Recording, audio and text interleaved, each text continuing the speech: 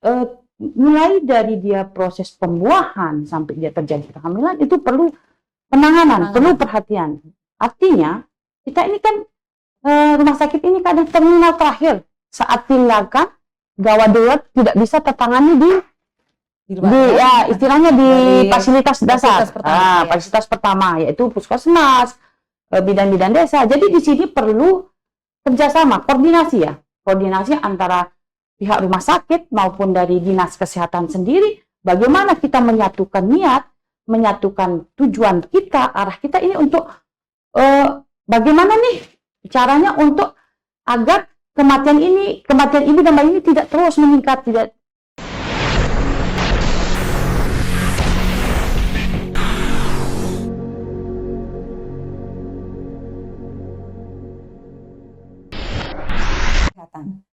Pada kesempatan podcast kali ini mengenai perjalanan panjang dan wujudkan generasi unggul untuk Indonesia. Seperti kita ketahui, pada tanggal 24 Juni kemarin kita merayakan Hari Bidan Nasional yang ke-71. Tentunya 71 tahun merupakan perjalanan yang panjang untuk sebuah profesi sehingga berada pada posisi saat ini.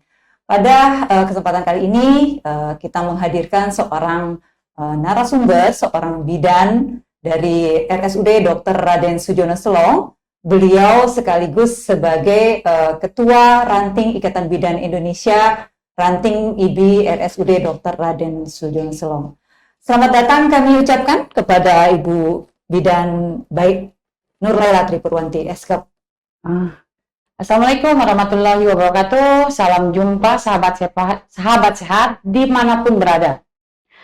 Terima kasih diberikan kesempatan di ruang ini untuk berbagi sedikit cerita. Bagaimana sih sebenarnya bidan itu? Bagaimana histori sejarahnya sehingga mampu eksis sampai saat ini? Semoga teman-teman di luar di sana bisa berbagi cerita ke teman-teman yang lain. Bagaimana sih bidan sebenarnya, profesi bidan itu, biar kita lebih mencintai profesi kita. Siap ya Mbak. Gimana kabarnya Mbak Ella? Alhamdulillah. Tapi bayar tegang sedikit nih. Oke.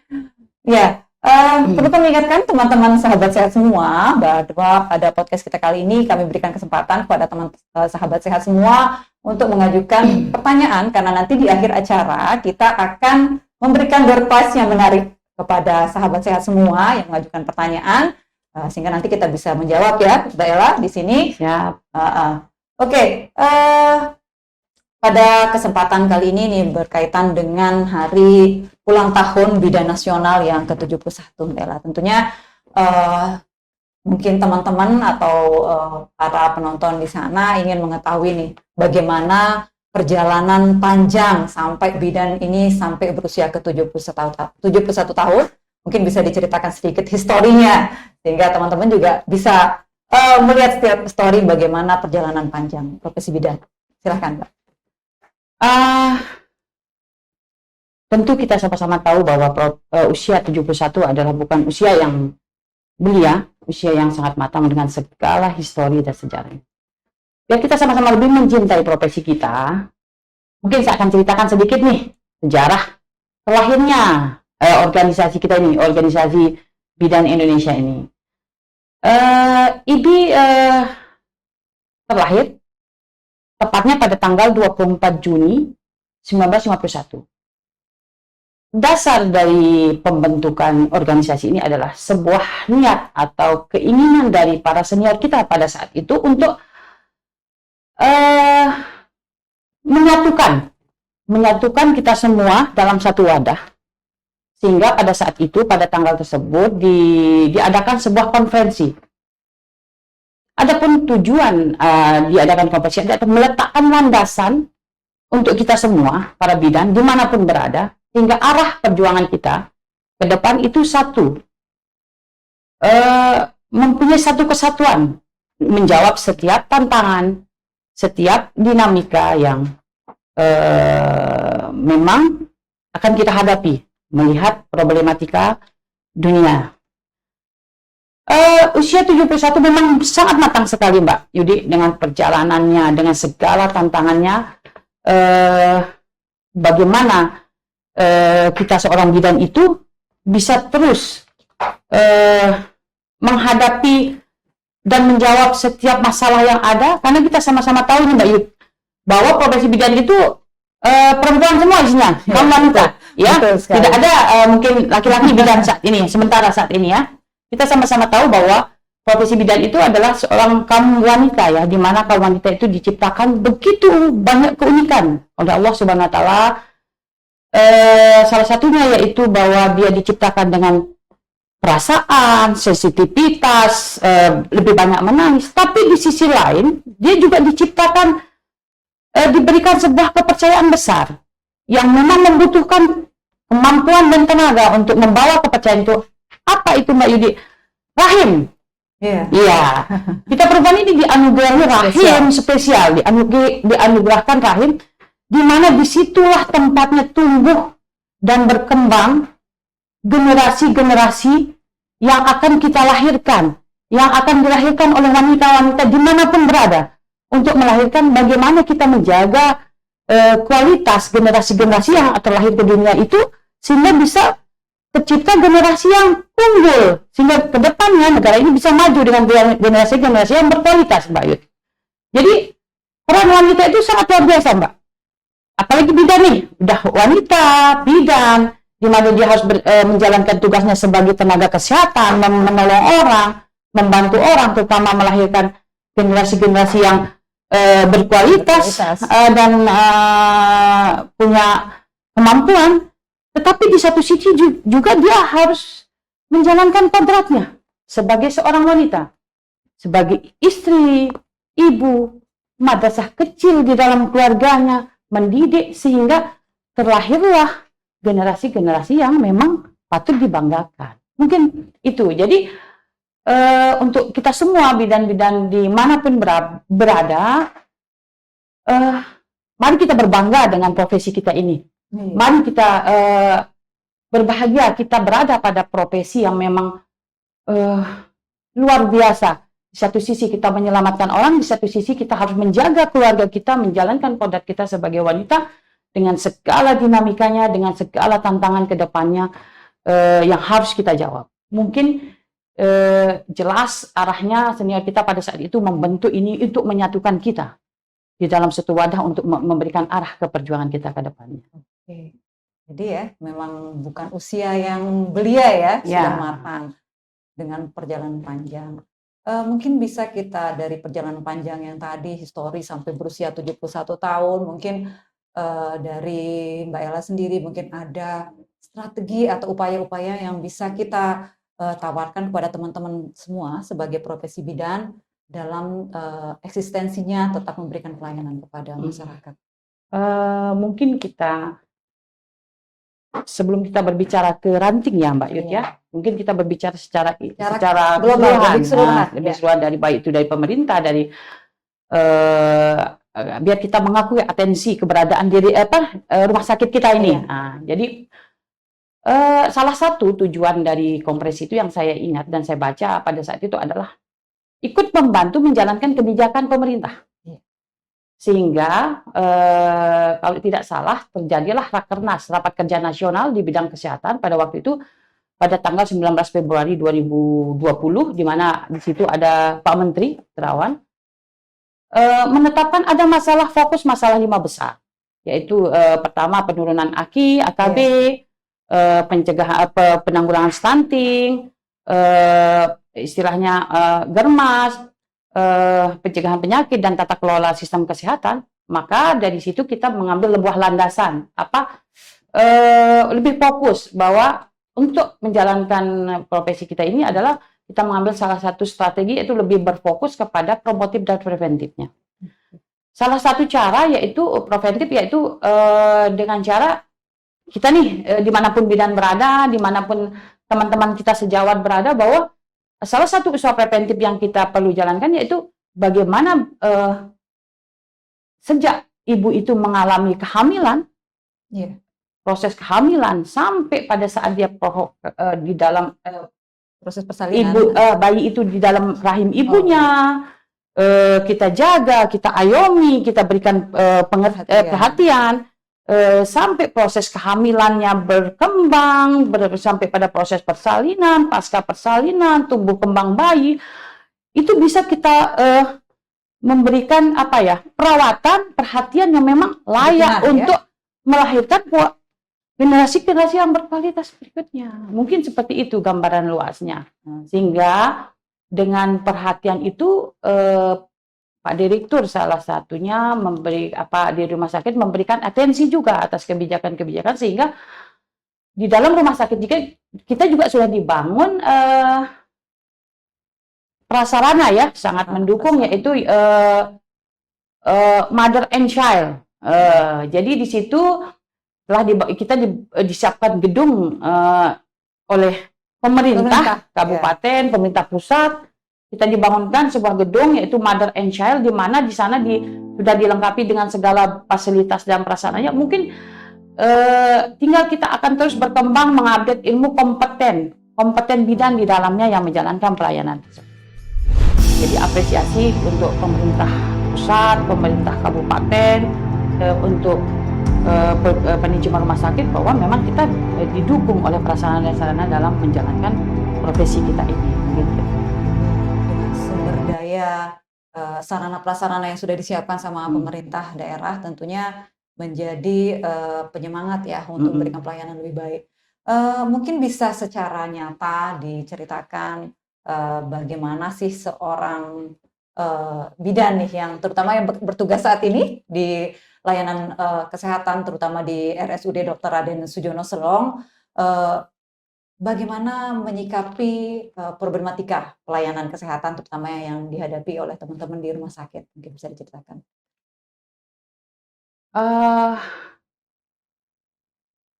Tentu ada sebuah konsekuensi dari sebuah profesi ya Mbak Ika. Seperti kita bidan itu dengan segala masalahnya, belum masalah keluarga di rumah, belum masalah pasien, di mana diperlukan sebuah niat atau keinginan dari teman-teman kita sendiri untuk memberikan pelayanan yang terbaik yang mampu diberikan pada saat itu. Tentu dibutuhkan, untuk kita memberikan pelayanan itu tentu dibutuhkan kompetensi ya. Tentu dibutuhkan kemampuan atau kompeten dari pergi ilmu dan keterampilan. Sehingga saya sangat apresiasi terhadap kegiatan-kegiatan yang diadakan di Rumah Sakit Umum Sujono Selong, karena selalu melibatkan kami, profesi, selalu melibatkan bidan-bidan rumah sakit. Contohnya pada saat pelatihan itu kan ada pelatihan kegawat daruratan, bayi baru lahir, pelatihan apa istilahnya BHD. Pelatihan yang pada prinsipnya bertujuan untuk menambah kompeten dari teman-teman kami ini. Nah, selain itu sebuah wahana ya, sebuah wahana yang disiapkan atau sebuah fasilitas yang diakomodir oleh pihak rumah sakit. Di samping itu dari pihak ranting pun kita berusaha menambah ilmu dengan cara kita kebetulan dari menggagas, ibu rumah sakit menggagas untuk mengadakan pelatihan MAN MBB Spa dengan tujuan menambah ilmu bagi teman-teman kita sehingga tetap dia terjaga ilmunya. Seperti yang sama-sama saya ketahui, kebetulan kemarin pelatihnya itu kami datangkan dari Jawa. Ada cerita bahwa di Jawa itu sudah tidak boleh menolong di PMB atau tidak boleh menolong di klinik bidan atau di Polindes. Jadi besar harapan saya bahwa dengan pelatihan-pelatihan ini jika suatu saat profesi kita ini terbentur dengan sebuah kebijakan itu, mereka bisa menjalankan tugasnya walaupun Hanya promotif, Walaupun hanya untuk promotif dan terus preventif. memberi apa istilahnya lewat pelatihan ini kita berharap bahwa teman-teman terus mengupdate ilmunya, memberikan perawatan, memberikan pengawasan kepada bayi-bayi yang baru lahir, dengan itu salah satunya. Jadi bukan hanya untuk mencari uang saja, tidak, tetapi paling tidak itu menjadi keterampilan teman-teman untuk menyediakan ladang pahala juga untuk dirinya. Mungkin itu, Mbak. Jadi sebagai seorang ketua ranting nih, Mbak Ella, tentunya pasti menghadapi kendala nih, menghadapi begitu banyak, kita lebih dari 100 orang bidan di rumah sakit, tentu punya keinginan, punya harapan yang berbeda-beda nih. Kira-kira untuk menyikapi perbedaan pandangan, perbedaan keinginan, bagaimana nih menyikapinya sebagai seorang ketua ranting IBI di rumah sakit? Betul sekali, Mbak Yud. Bidan ini karena kita di sini banyak sekali anggotanya, sekitar 120 orang dengan segala permasalahannya. Kami di sini ranting IBI beserta pengurus berusaha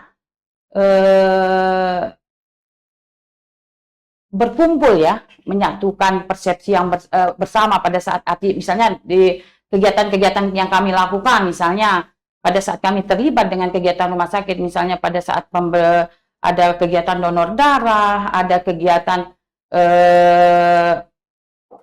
apa namanya, Mbak Yud, untuk arisan, pertemuan rutin kami lakukan. Itu salah satu cara untuk mengakomodir sebenarnya apa sih sebenarnya masalah atau keinginan-keinginan dari teman-teman kita di sini bisa kita selesaikan bersama, kita berkumpul bersama. Selain kita setiap pertemuan itu juga kita memberikan apa istilahnya, mengupdate, merefreshing ilmu kita. Jadi paling tidak pada saat sarana rumah sakit itu tersedia, ilmu teman-teman ini tetap terjaga. Jadi tetap diberikan pemahaman, sehingga ada komunikasi yang baik, pemahaman yang baik ke teman-teman bahwa memang kita ini satu profesi dengan permasalahan yang berbeda-beda, dengan keinginan yang berbeda, tapi bagaimana kita menyatukan itu ya, mari kita berangkat dari niat bersama bahwa bagaimana pasien kita terselamatkan, kita juga aman baik di pelayanan aman dalam memberikan pelayanan. Profesi bidan tentunya memiliki kontribusi besar sesuai tema kita, mewujudkan generasi unggul menuju Indonesia maju ya. Di rumah sakit kita memberikan pelayanan karena kita sudah di level akhir ya, dalam arti ini kan kasus-kasus rujukan nih yang banyak. Gimana kita memberikan kontribusi yang besar terhadap pelayanan, sehingga kita juga berperan serta dalam mewujudkan generasi yang unggul nih di rumah sakit. Mungkin tindakan nyata yang bisa dilakukan oleh bidan-bidan teman-teman kita di rumah sakit seperti apa kira-kira, Mbak Ella? Kita sama-sama tahu bahwa rumah sakit ini adalah merupakan terminal terakhir untuk kasus-kasus berat ya, di mana dituntut teman-teman di sana untuk dari segi kompeten, dari segi kemampuan memang harus tetap update, harus tetap update. Jadi kedepannya ya, kami berharap bahwa di rumah sakit ataupun untuk teman-teman walaupun di luar rumah sakit untuk terus apa istilahnya, meningkatkan kemampuan, meningkatkan keterampilan, baik itu dengan pelatihan, baik dengan membaca, baik dengan istilahnya mengikuti acara-acara yang memang menyangkut kesehatan. Dengan cara itulah kita bisa menjawab setiap tantangan yang ada dengan permasalahan yang semakin kompleks di dalam rumah sakit, di dalam kita penanganan pasien. Jadi Jadi ya itu mungkin kita berharap teman-teman ini tidak bosan-bosannya untuk terus mengupdate ilmunya, untuk terus menjaga kemampuannya, keterampilannya, dan yang paling penting adalah bagaimana dia berkomunikasi. Bagaimana dia berkomunikasi dengan pasiennya. Pada saat pasien datang, bagaimana dia memberikan apa istilahnya menyambut pasiennya, memberikan rasa, memberikan sentuhan, sehingga pasien yang datang itu merasa terayomi. Berarti kita sudah bisa menghilangkan sedikit saja rasa sakitnya pada saat dia datang dengan komunikasi yang kita berikan. Mungkin itu yang perlu dijaga selain memang kemampuan yang terus diasah, ya yang paling utama yaitu komunikasi, karena dengan komunikasi semua bisa baik. Apapun masalahnya bisa selesai dengan penyampaian komunikasi yang baik. Mungkin itu, Mbak Yu. Jadi saya berharap teman-teman, walaupun kita memang capek, sudah piket pagi, piket malam, piket siang dengan begitu banyak pasien, tetaplah berkomunikasi yang baik. Tempatkan diri kita seandainya kita berada pada pasien sebagai pasien ya. Tersebut. Mungkin itu, Mbak Yu. Ya. Jadi kita harus pandai merasa ya, Mbak Ella, bukan hanya merasa pandai ya, tapi harus pandai merasa seandainya pasien itu adalah saya. Gimana kita ingin diperlakukan? Kita melihat ada permasalahan besar nih di Kabupaten Lombok Timur ya, masalah kematian ibu dan kematian bayi. Kita menjadi lokus untuk percepatan penurunan angka kematian ibu dan angka kematian bayi. Kemudian ada program nasional untuk penurunan stunting dan wasting. Mungkin bisa dijelaskan mungkin bagaimana support kita, peran kita terhadap program pemerintah dalam upaya menurunkan angka kematian ibu dan angka kematian bayi di rumah sakit tentunya ya, di mana kita bekerja. Ya, masalah kematian ibu dan bayi ini juga menjadi fokus ya, seperti yang saya jelaskan tadi di depan, bahwa hasil rapat kerja nasional itu juga berfokus kepada kematian ibu dan kematian bayi. Ya. Di sini dibutuhkan sebenarnya lintas sektoral sebenarnya, Bu. Jadi karena proses hamil itu mulai dari dia proses pembuahan sampai dia terjadi kehamilan itu perlu penanganan, perlu perhatian. Artinya kita ini kan rumah sakit ini kadang terminal terakhir, saat tindakan gawat darurat tidak bisa tertangani istilahnya di fasilitas dasar, fasilitas pertama yaitu puskesmas, bidan-bidan desa. Jadi di sini perlu kerjasama, koordinasi antara pihak rumah sakit maupun dari dinas kesehatan sendiri. Bagaimana kita menyatukan niat, menyatukan tujuan kita, arah kita ini untuk bagaimana nih caranya untuk agar kematian ibu dan bayi ini tidak terus meningkat. Salah satunya dengan apa? Menjaga ANC yang teratur. Jadi itu peran dari teman-teman di fasilitas dasar, ya, di fasilitas dasar, di puskesmas. Jadi di sini kita tidak bekerja sendiri nih.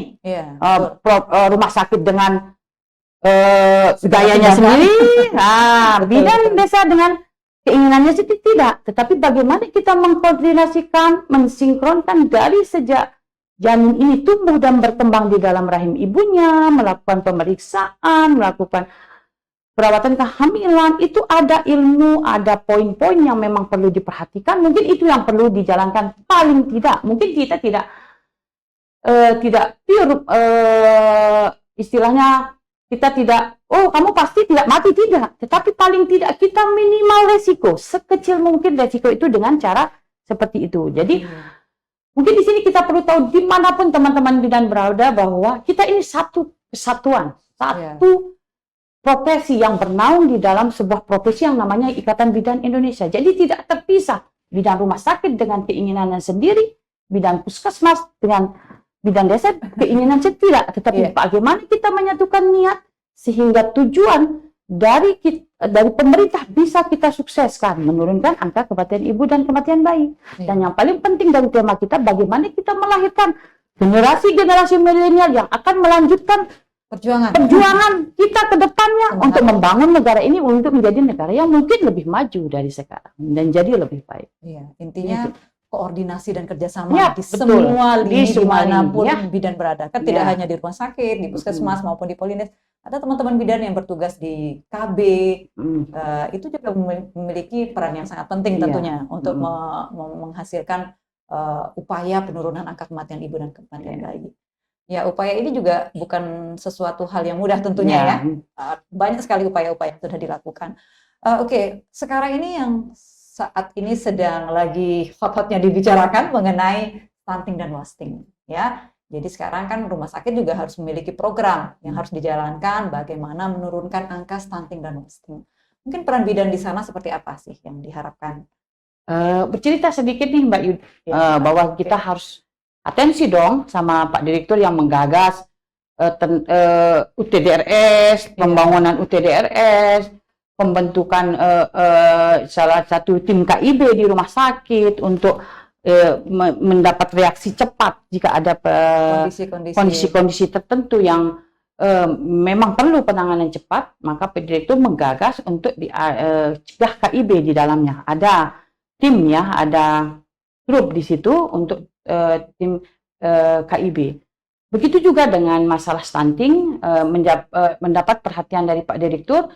Di situ dibentuk tim, di SK-kan untuk menjadi yang di dalamnya ada gizinya, ada bidannya, ada dokter spesialis, semua dalam satu lingkup bergerak bersama untuk berusaha mencegah stunting ini.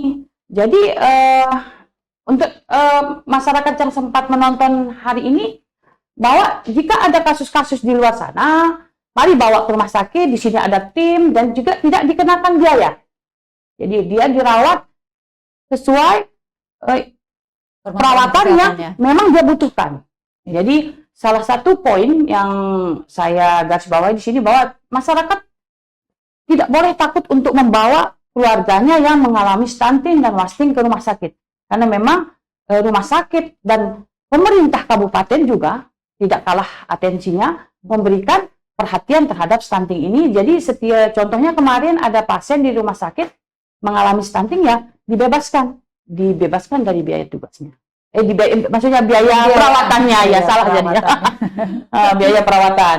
Jadi mari mungkin dengan jalan melihat podcast ini, masyarakat di luar sana tahu pelayanan-pelayanan apa yang berada di rumah sakit. Besok juga akan dibentuk di rumah sakit ini ada pelayanan geriatri untuk usia-usia lanjut. Jadi kita sudah berbenah ya. Rumah sakit kita ini alhamdulillah terus berbenah untuk menjawab setiap problem yang akan dihadapi ke depannya. Salah satu kemarin kita menghadiri juga presentasi alat. Begitu harga alat mahal didatangkan juga nih. Kita kan bersyukur nih.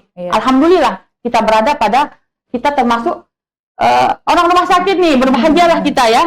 Jadi salah satu harapan kita ke depan, masyarakat juga mengenal keberadaan rumah sakit ini. Jadi tidak menganggap rumah sakit itu menakutkan ya Mbak Yud ya. Ya. Jadi harapannya ke depan tentu bidan mengambil peran di situ ya, mengambil peran dalam upaya meningkatkan layanan di rumah sakit sehingga masyarakat yang berobat dan dilayani di rumah sakit itu merasa aman dan nyaman. Tentunya ini kesan nih yang sering kita dengar, bahwa kesannya ini terutama profesi kita nih, profesi bidan itu kesannya bidan itu jutek nih Mbak Ella. Gimana nih menghadapi fenomena, karena masyarakat masih menganggap bahwa bidan rumah sakit itu bidan jutek. Gimana tuh Mbak Ella?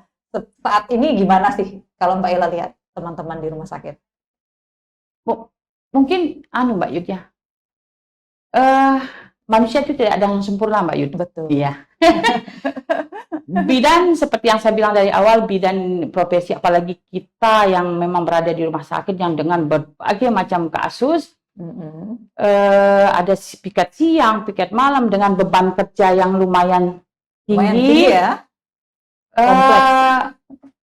Mungkin di sini yang perlu kita meletakkan rasa bahwa pasien yang datang ke kita ini ingin disentuh, ingin diberikan pelayanan terbaik kita. Jadi mungkin yang harus kita tanamkan di dalam diri kita adalah niat kita ya. Oh iya, dia datang ke tempat kita nih, dia membutuhkan kita. Kalau kita jutek, mungkin tidak akan ada orang datang ke tempat kita, tetapi saya patut bersyukur Mbak Yud, semakin ke depan alhamdulillah saya melihat bahwa teman-teman bidan kita di sini jarang yang tidak tersenyum, Mbak. Mereka sudah mulai tersenyum menyambut pasien-pasiennya. Mudah-mudahan senyumnya ini terus merekah. Mudah-mudahan ya semakin mengembang. Semakin merasakan, semakin memberikan mendidik rasa sensitivitas kita. Iya. Nah, jadi rasa sensitivitas kita, rasa perasaan perempuan kita itu semakin terasah. Tapi semakin ke depan alhamdulillah, dan kita berharap ke depannya teman-teman kita di rumah sakit terus bersabar ya, bersabar dan terus menikmati setiap proses dari profesi yang dia pilih, yaitu dengan segala polemiknya, dengan segala problematikanya, walaupun dibilang jutek, tetap saja tersenyum, tetap saja melayani, karena memang kita memilih profesi ini, kita tahu bahwa kita ini profesi kita itu melayani, Mbak. Jadi pada dasarnya posisi kita ini melayani. Ya bagaimana kita melayani orang yang kita layani puas. Itu saja mungkin Mbak Yud. Iya, ya. Jadi ini pesan-pesan untuk kita semua nih dari Bu Ketua. Tetaplah tersenyum pada saat kita memberikan pelayanan kepada pasien ya. Jangan sampai lelah untuk tersenyum ya. Kembali kita lihat bahwa bangunan baru nih, kebanggaan kita nih, Mother and Child ya, Mother and Child Center yang sudah dibangun oleh pemerintah daerah. Tentunya harapan masyarakat juga besar nih terhadap adanya bangunan Mother and Child Center ini. Bagaimana sih sekarang teman-teman bidan kita ini bisa lebih fokus dan lebih maksimal memberikan pelayanan di gedung baru? Ella mungkin ada masukan mungkin nantinya kepada manajemen rumah sakit atau teman-teman semua untuk lebih bagaimana bangunan baru ini juga memfasilitasi kita untuk memberikan layanan semakin baik dalam rangka penurunan angka kematian ibu dan angka kematian bayi. Seperti apa kira-kira Mbak Ella dengan bangunan baru yang sudah disiapkan? Ya, puji syukur ya. Berarti atensi pemerintah itu sangat luar biasa. Jadi kita mampu mengikuti arus, istilahnya kita berusaha mengikuti kebijakan-kebijakan yang memang difokuskan oleh pemerintah kita. Jadi dengan berdirinya bangunan Mother and Child, kita sama-sama tahu atau akan kita sama-sama sadari bahwa tentu di luar sana begitu berharap bahwa pelayanan-pelayanan yang kita berikan adalah memadai ya, paling tidak bisa dirasakan manfaatnya. Mungkin kalau dari pihak manajemen rumah sakit atau dari pemerintah rumah sakit yang saya perhatikan, termasuk kemarin kita juga sama-sama menghadiri Mbak Yud, bahwa kita didatangkan alat. Artinya rumah sakit sudah mensupport. Jadi dia membangun sebuah gedung, dia membangun sebuah fasilitas yang memang salah satu tujuan terbesarnya yaitu memberikan fasilitas kita bagaimana kita menjalankan kebijakan pemerintah untuk menurunkan angka kematian ibu dan bayi, sehingga kita disiapkan sebuah fasilitas. Tapi tidak hanya itu, rumah sakit juga mempersiapkan kita sarana-sarana yang lain. Nah, berpulang ke diri kita atau kembali ke bidan kita, tentu sarana dan prasarana yang memang disiapkan oleh rumah sakit, pemerintah itu membutuhkan kompetennya, membutuhkan kemampuan.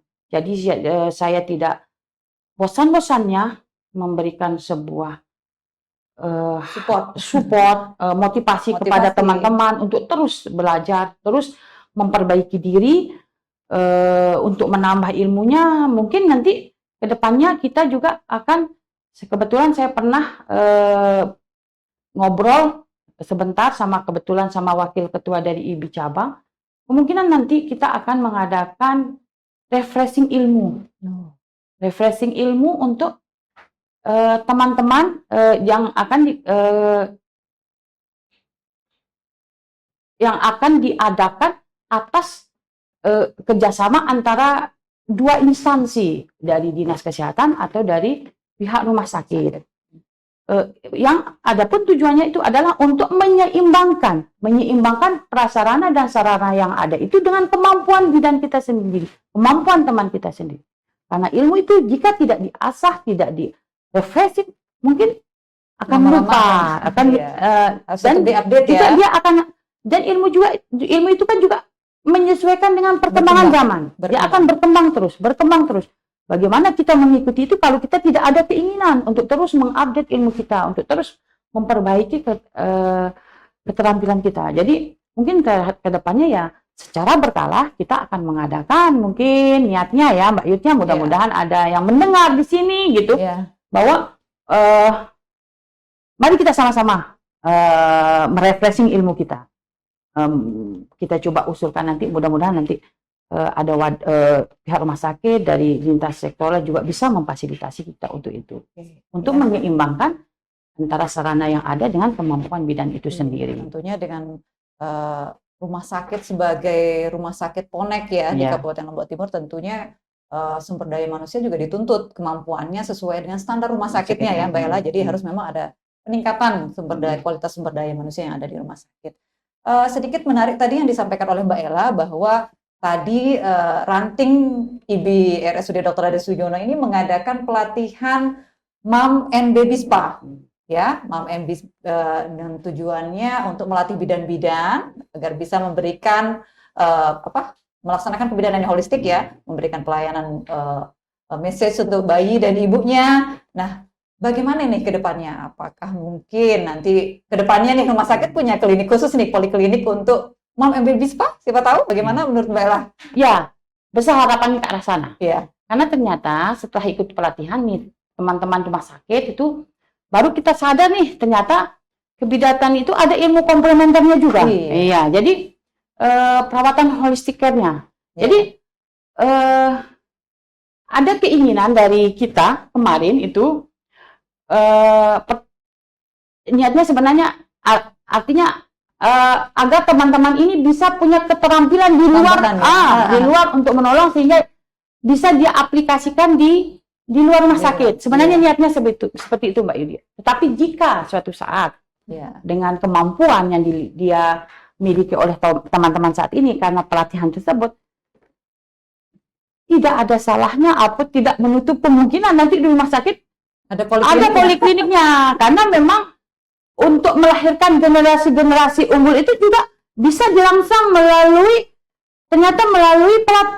perawatan komplementer ini. Jadi dari pijat itu bisa merangsang saraf motorik, bisa merangsang pergerakan otot-ototnya pada saat dilakukan pemijatan. Jadi di situ banyak hal yang bisa terjadi Mbak Yud. Jadi tidak menutup mungkin nanti untuk mengatasi masalah-masalah bayi tumbuh kembang, kita menyiapkan tempat itu. Salah satu apa istilahnya, malah menjadi tambahan ya, tambahan poin ke depannya ke rumah sakit, tambahan poin, tambahan cuan ya, zaman sekarang cuan ya, untuk rumah sakit ya. Jadi tidak ada salahnya. Kenapa kita tidak melihat istilahnya di luar sana sudah ada rumah sakit yang menyiapkan fasilitas dengan itu, fasilitas seperti itu. Siapa tahu nih ada yang memfasilitasi bidan-bidan yang sudah pelatihan ini dengan menyiapkan poliklinik. Mudah-mudahan kita sama-sama berdoa Mbak Yud. Kita berharap ya, karena berharap. Ini merupakan kita bilang ilmu baru, sebenarnya bukan ilmu yang baru ya, tetapi bagaimana sumber daya yang kita miliki bisa dipergunakan dengan lebih baik lagi, terutama bidan-bidan rumah sakit dengan memiliki keterampilan yang melebihi dari kapasitas biasanya ya. Ini kan keterampilan tambahan. Sehingga mungkin nanti dikasih ruang, sehingga juga memberikan sumber income untuk rumah sakit ke depan. Oke, Mbak Ella, saya ingin bertanya nih secara pribadi, bagaimana harapan Mbak Ella ini terhadap kami nih sebagai anggota ranting IB rumah sakit. Mbak Ella harapannya ke kami itu seperti apa sih dalam memberikan pelayanan, terutama dalam mewujudkan generasi yang unggul? Kami harus seperti apa? Mungkin sikap, komunikasi, tindakan, atau meningkatkan keilmuan dengan menambah pendidikan, mungkin bersekolah atau seperti apa, Mbak Ella? Yang paling utama adalah tetap tersenyum. Oh, Ya, harus tetap tersenyum senyum. ya, teman-teman. Dimanapun ini harapannya untuk kita semua dalam satu, terutama sebenarnya untuk semua tenaga kesehatan, tetapi khususnya pada saat ini yang berbahagia, yang lagi berbahagia adalah bidan. Saya berharap bahwa mungkin ini mimpi ya, atau sebuah harapan. Tetapi saya berharap teman-teman bidan dimanapun berada, tetap tersenyum. Tempatkan posisi kita pada pasien kita saat itu yang mengalami masalah. Letakkan di jiwa kita rasa keibuan kita, sehingga saat kita menyentuh pasien, rasa itu akan tersentuh. Di mana rasa itu bisa memberikan pengayoman kepada pasien kita, sehingga dari sejak dia terjadi kehamilan, sampai proses persalinan, sampai memberikan perawatan tumbuh kembang, dia merasa disayang, dia merasa disentuh, sehingga terlahirlah generasi-generasi yang berkualitas, generasi-generasi yang mampu suatu saat menggantikan kita untuk menggantikan posisi kita untuk terus memperbaiki negara itu menjadi lebih baik. Mungkin itu sebuah harapan. Jadi bidan itu bukan hanya sebagai petugas kesehatan, tetapi dia juga sebagai ibu. Di mana sama-sama kita ketahui bahwa ibu adalah seseorang yang menjadi malaikat pelindung bagi anak-anaknya. Menjadi madrasah kecil di dalam keluarganya.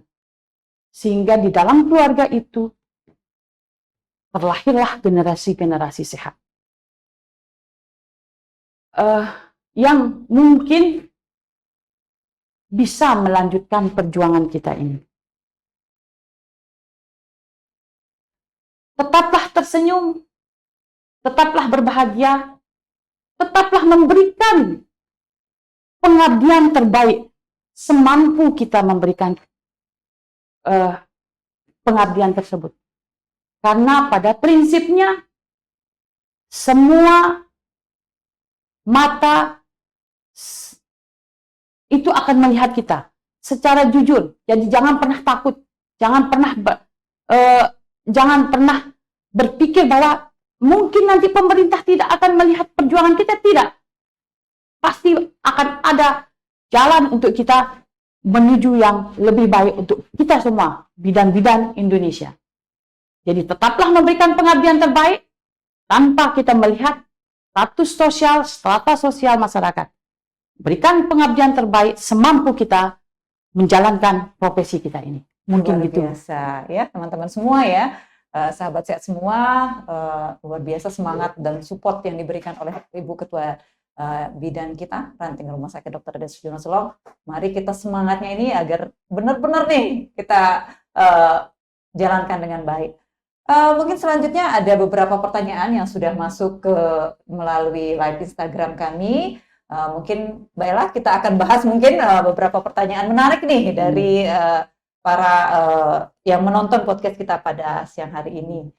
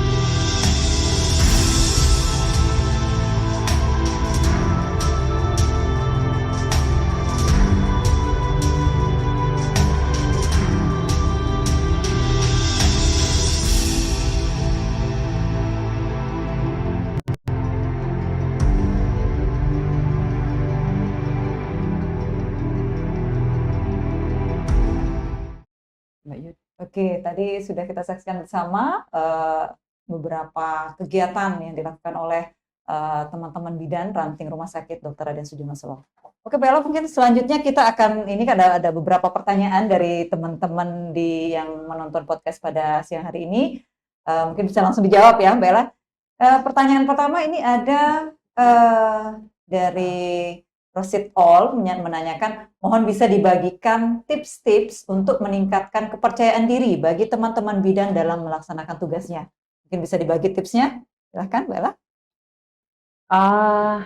Salah satu tip yang paling penting sebenarnya ya adalah menambah ilmu ya, tetap menambah ilmu, karena untuk kita terus bisa eksis atau terus bisa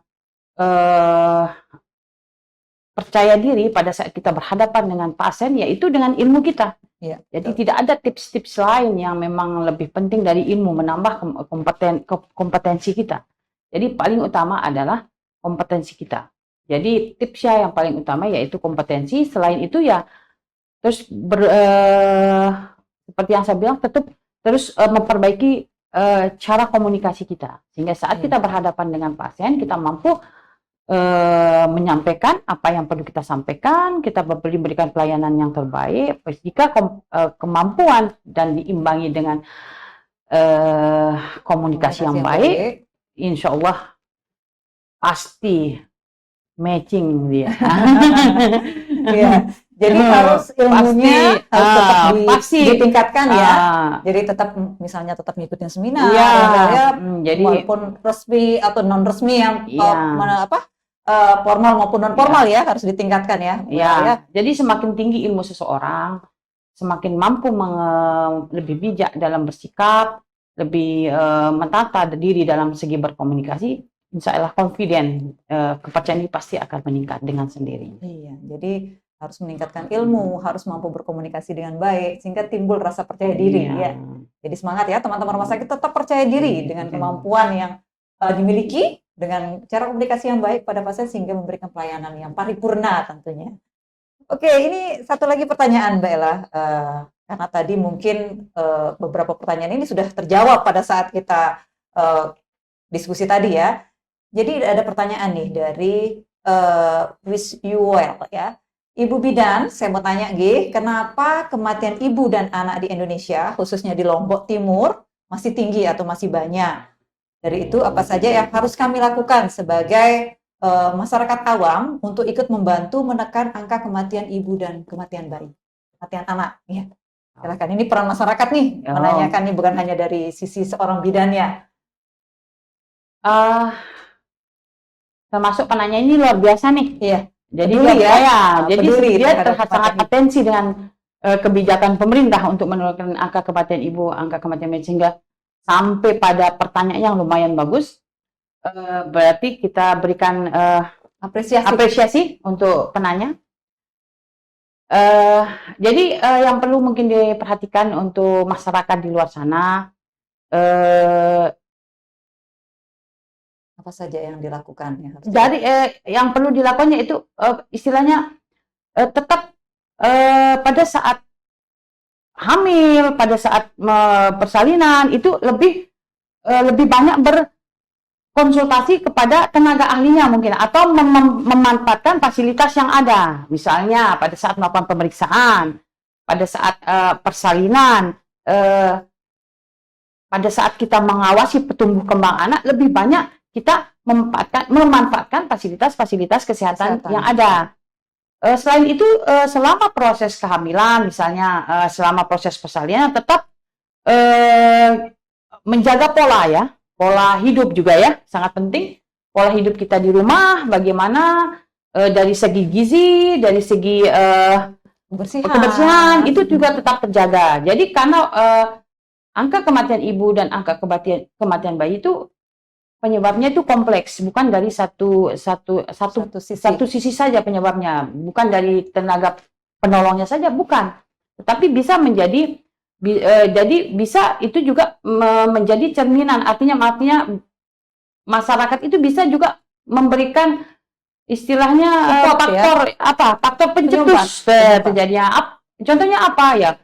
pola istirahatnya yang mungkin tidak bagus, pola higiennya mungkin, gizinya mungkin. Salah satu gizi contohnya anemia, itu kan sudah mengarah ke gizinya, Bu. Jadi mungkin itu pola di rumah juga. Jadi penyebab kematian ibu dan bayi itu bukan hanya dari satu sisi saja, tidak, tetapi banyak hal yang di dalamnya memang kita perlu perbaiki bersama-sama, baik itu oleh masyarakat, oleh kami sebagai penyedia kesehatan, ataupun dari pihak pemerintah. Jadi sehingga seperti yang saya katakan tadi, bahwa untuk menurunkan angka kematian ibu dan bayi ini tidak hanya melibatkan satu pihak, banyak pihak yang harus ikut terlibat di dalamnya, termasuk yang masyarakat, dengan menjaga pola-pola tersebut. Pola gizi, pola istirahat, pola kebersihannya, seperti itu mungkin jawabannya, Mbak Yudi. Ya, jadi dukungan dari masyarakat tentunya berperan penting juga dalam menurunkan angka kematian ibu dan angka kematian bayi, terutama pengambilan keputusan dari keluarga juga, Mbak Ella ya, sehingga tidak ada pasien-pasien yang terlambat dirujuk ya, sehingga penanganannya tepat dan cepat ya, bukan hanya cepatnya yang kita kejar ya, tetapi penanganannya harus tepat dan cepat.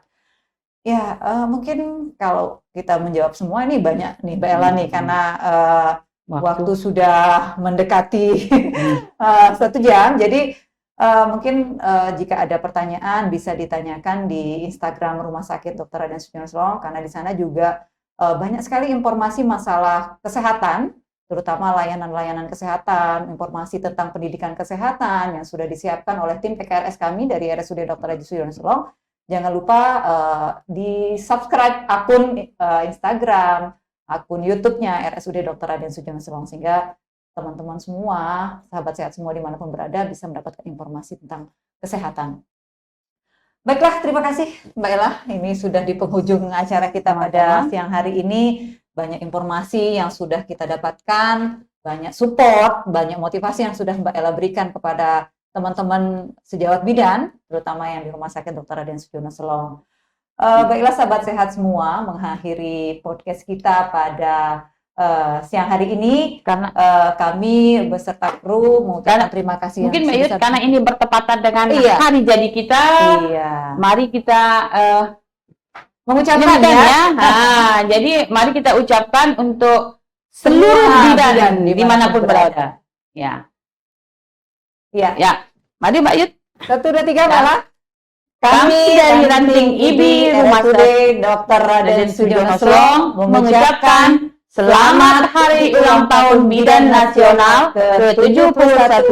Semoga IBI semakin jaya. Mari mewujudkan generasi unggul menuju Indonesia maju. Salam sehat. Mungkin ya kita perlu juga menyemangati kita semua ya. Oke. 1 kata untuk bidan, dahsyat. 2 kata untuk bidan, luar biasa. 3 kata untuk bidan, kita pasti bisa. 4 kata untuk bidan, turunkan angka kematian ibu dan angka kematian bayi. Oke, mungkin untuk selanjutnya nanti turunkan angka stunting dan wasting ya. Iya, semangat. Terima kasih kami ucapkan. Demikianlah podcast kita pada hari ini, semoga bermanfaat dan terima kasih atas atensinya. Wabillahi taufiq wal hidayah. Wassalamualaikum warahmatullahi wabarakatuh. Oke, saya selaku moderator Bidan Yudi Ardiana bersama narasumber kami, saya Bidan Ella, mengucapkan terima kasih dan salam sehat.